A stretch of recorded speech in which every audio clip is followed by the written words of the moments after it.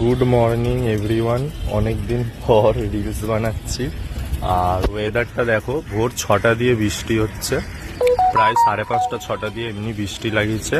গাছগুলো সব উল্টে গেছিলো, উঠেছে ঠিক করতে। আর ছাদের অবস্থা দেখো, কারণ ছাদ পুরো পরিষ্কার করা হবে, করে তারপরে অফিস বেরোনো হবে। এই যে গোলাপও ফুটে আছে,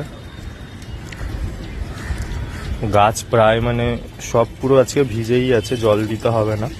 আর এই যে জিনিয়া লাগিয়েছিলাম, একটা অরেঞ্জ বেরিয়েছে, এইটা লাল বেরিয়েছে, আর এইটা পিঙ্ক বেরিয়েছে।